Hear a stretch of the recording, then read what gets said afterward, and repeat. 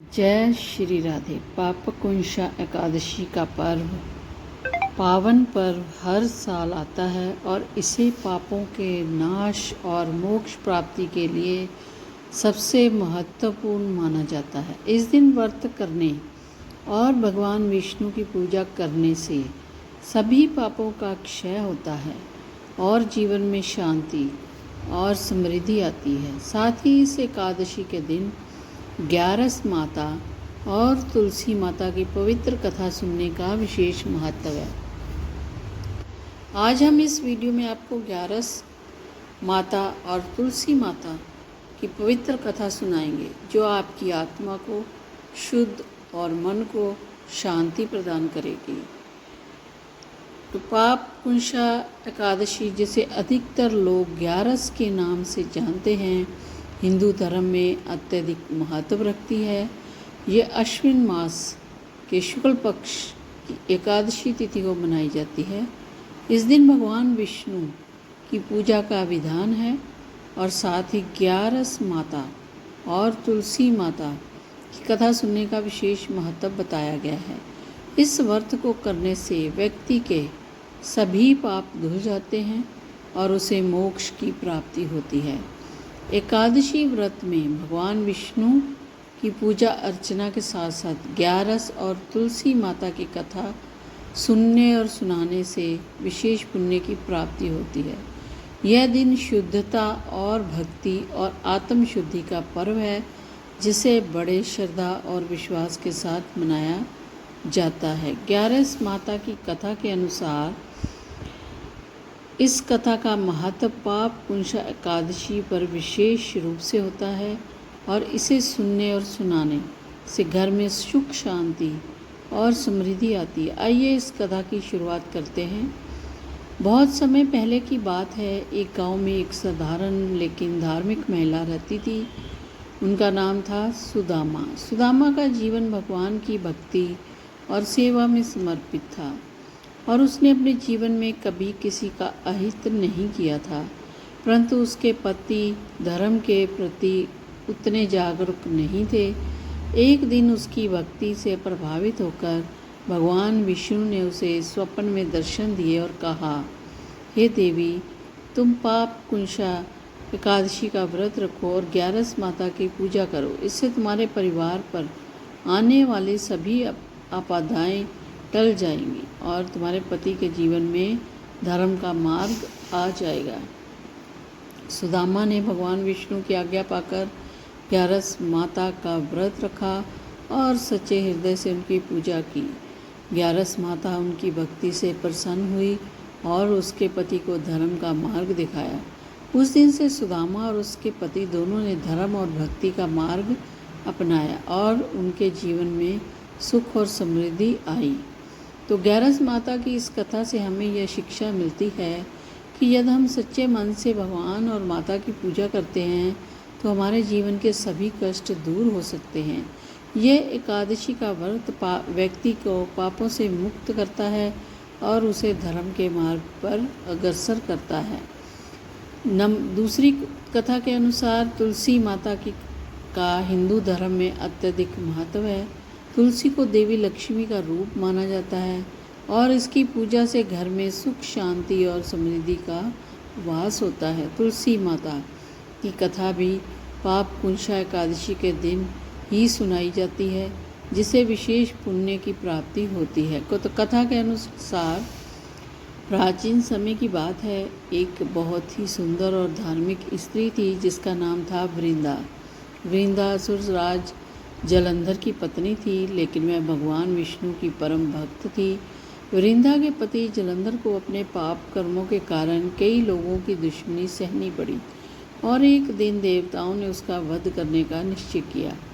वृंदा के पति जलंधर की रक्षा उसके पतिव्रता धर्म के कारण होती रही। उसकी शक्ति से जलंधर को कोई पराजित नहीं कर पाया, लेकिन जलंधर के पाप कर्मों से परेशान होकर भगवान विष्णु ने छल से वृंदा का पतिव्रता धर्म तोड़ा, जिससे जलंधर की शक्ति कम हो गई और देवताओं ने उसका वध कर दिया।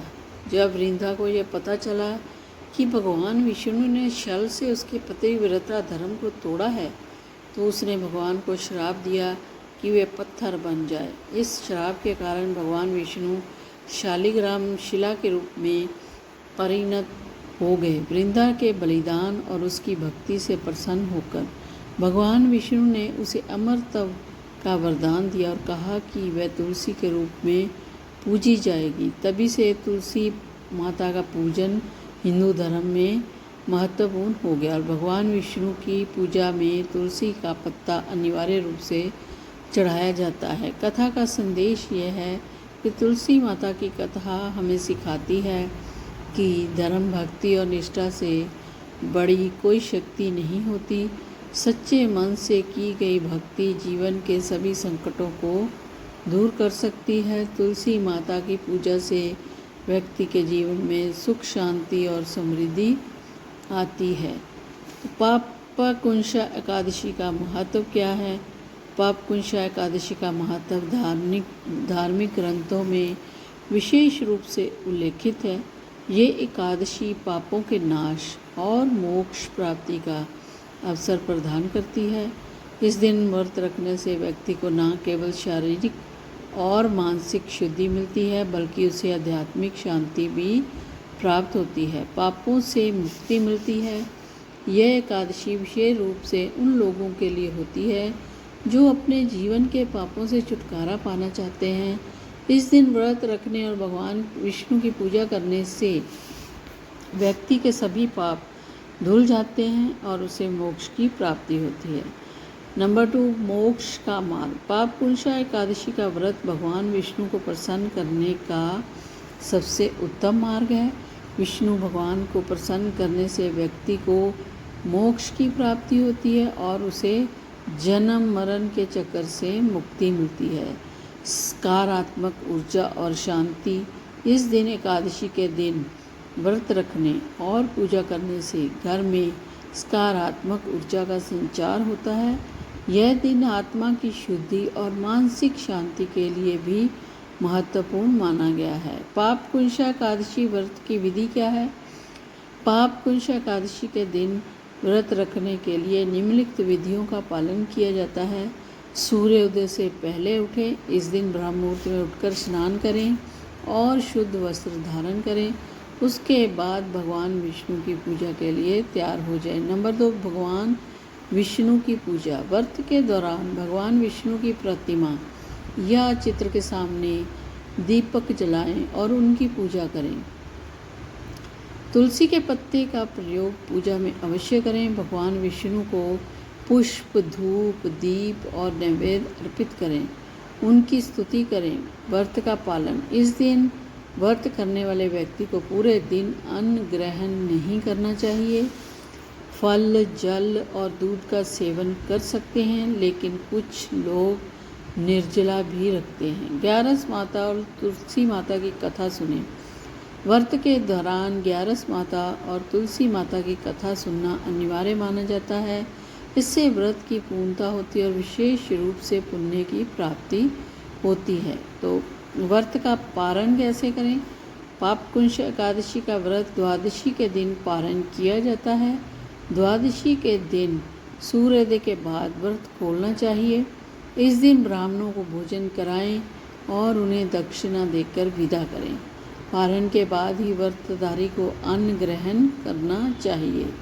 तो पापकुंशा एकादशी, ग्यारस माता और तुलसी माता की कथा हिंदू धर्म पापकुंशा एकादशी के दिन सुने और ग्यारस माता और तुलसी माता की कथा पूरे ध्यान से सुने और पापकुंशा एकादशी का पावन पर्व सभी पापों के नाश और मोक्ष प्राप्ति के लिए अत्यधिक महत्वपूर्ण माना जाता है। तो इसके साथ ही ग्यारस माता और तुलसी माता की कथा सुनने का विशेष महत्व है। तो आइए इस एकादशी